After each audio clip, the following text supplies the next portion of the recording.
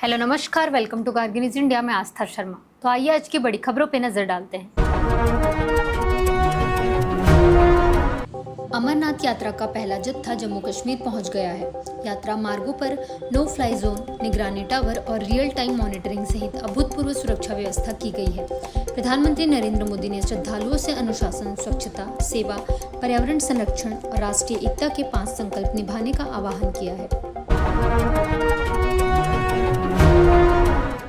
प्रधानमंत्री नरेंद्र मोदी और जापान के प्रधानमंत्री सानाए ताकाइची के बीच अहम वार्ता हुई। दोनों नेताओं ने पश्चिम एशिया संकट, यूक्रेन युद्ध और पाकिस्तान प्रायोजित आतंकवाद पर चर्चा की।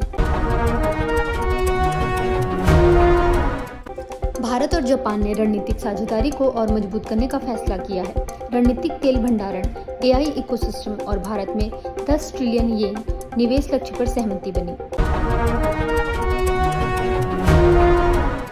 प्रधानमंत्री नरेंद्र मोदी जल्द ही अपनी पहली न्यूजीलैंड यात्रा पर जाएंगे। यात्रा के दौरान मुक्त व्यापार समझौते यानी एफटीए और निवेश सहयोग पर विशेष फोकस रहेगा। भारतीय नौसेना ने अदन की खाड़ी में समुद्री डकैती की कोशिश नाकाम कर दी। स्टेल्थ फ्रिगेट आईएनएस त्रिकर्ण ने एमवी गोल्डन आर्सेनल जहाज की सुरक्षा सुनिश्चित की। जहाज पर सवार सभी 21 चालक दल के सदस्य सुरक्षित हैं। तेहरान में अयातुल्ला अली खामेनेई को अंतिम श्रद्धांजलि दी गई। भारतीय प्रतिनिधिमंडल ने भी अंतिम दर्शन कर श्रद्धांजलि अर्पित की।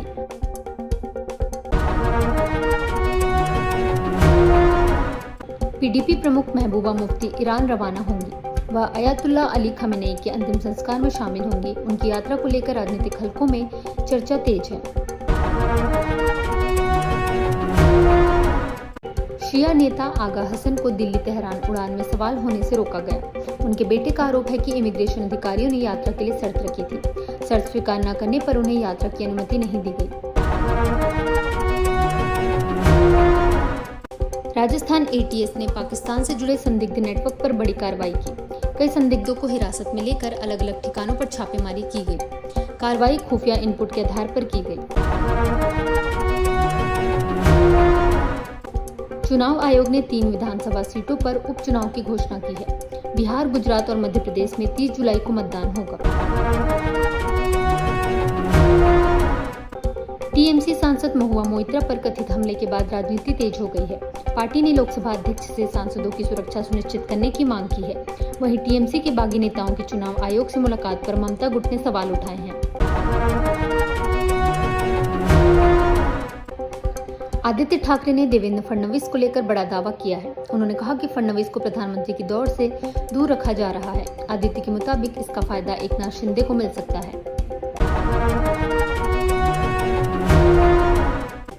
बॉम्बे हाईकोर्ट ने सरकार विरोधी प्रदर्शनों पर अहम टिप्पणी की है। अदालत ने कहा कि विरोध प्रदर्शन या नारेबाजी जिला बदर का आधार नहीं हो सकती।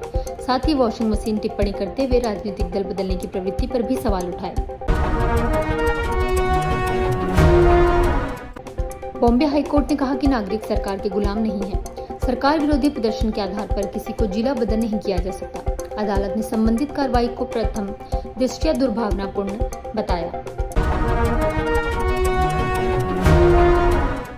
राम मंदिर दान विवाद पर कांग्रेस ने बीजेपी को घेरा है। केसी वेणुगोपाल ने प्रधानमंत्री मोदी की चुप्पी पर सवाल उठाए।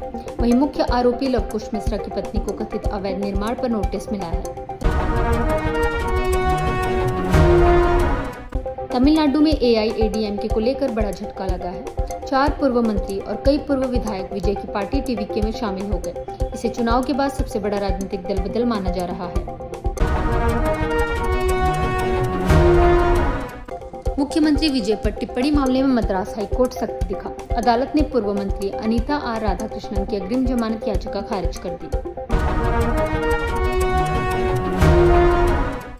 रिलीज से पहले लीक हुई फिल्म जननायगन मामले में कार्रवाई तेज हुई। मद्रास हाईकोर्ट ने 2 आरोपियों को अग्रिम जमानत देने से इनकार कर दिया।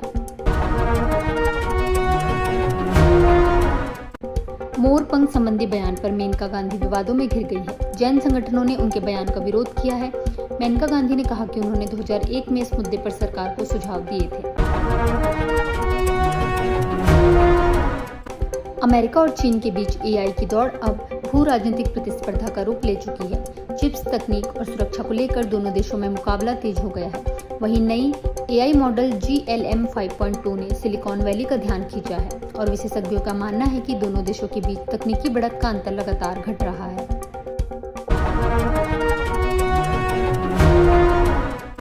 अमेरिका और ईरान के बीच बढ़ते तनाव को लेकर बड़ा खुलासा हुआ है। रिपोर्ट के मुताबिक अमेरिका ने अप्रैल में ईरान को चेतावनी दी थी कि परमाणु वार्ता के दौरान इजरायली विदेश मंत्री अब्बास अराघची और संसद अध्यक्ष मोहम्मद बाकर गालिबाफ जैसे शीर्ष नेताओं को निशाना बना सकता है। ये थी आज की बड़ी खबरें। बने रहिए गार्गी न्यूज इंडिया के साथ। मैं आस्था शर्मा, धन्यवाद।